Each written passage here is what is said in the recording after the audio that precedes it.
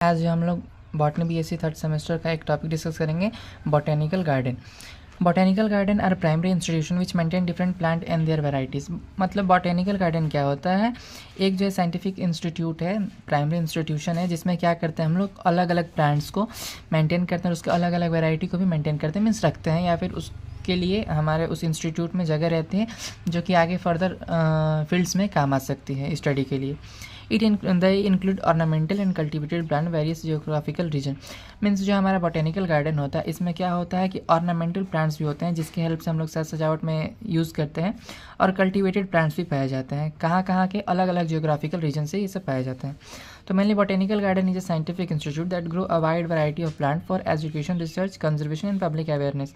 तो botanical garden क्या है, एक साइंटिफिक इंस्टीट्यूट है जिसमें हम लोग अलग अलग प्लांट के वैराइटीज़ को ग्रो कराते हैं।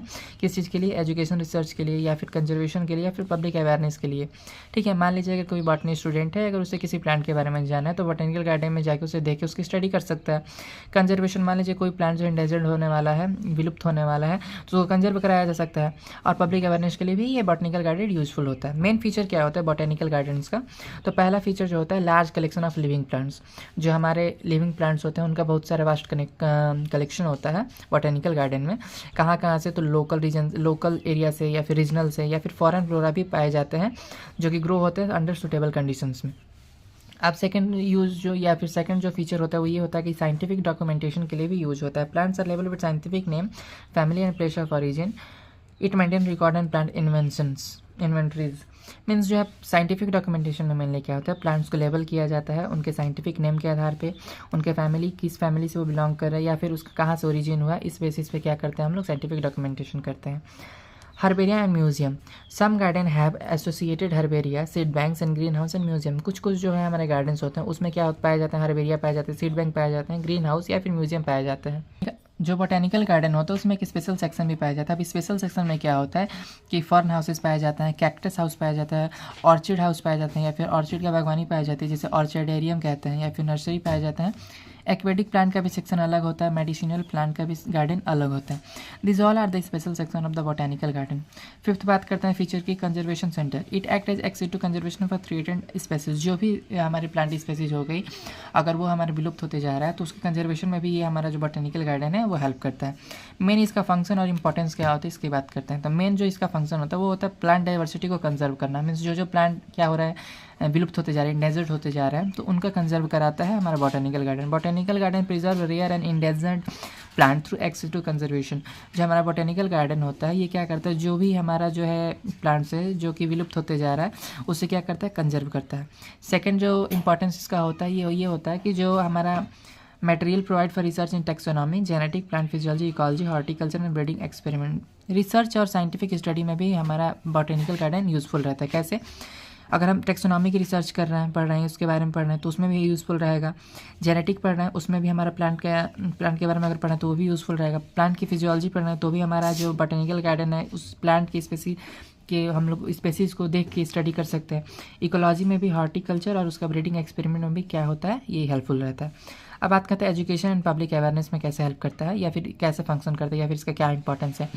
It used for teaching botany students, botany student, conducting training program, creating awareness about plant diversity, climatic change and conservation.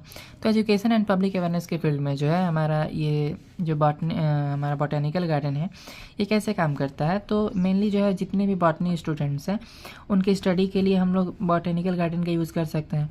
या फिर अगर मान लीजिए कोई ट्रेनिंग प्रोग्राम कराई जा रही है उसको कंडक्ट कराने में भी इसका यूज़ किया जा सकता है। या फिर जो है अवेयरनेस क्रिएट करने के लिए किया, जैसे प्लांट डाइवर्सिटी के लिए, या फिर क्लाइमेटिक चेंजेज हो रहे हैं, या फिर उसके कंजर्वेशन के बारे में बॉटेनिकल गार्डन के हेल्प से हम लोग क्या करते हैं, इन्फॉर्मेशन गैदर करते हैं।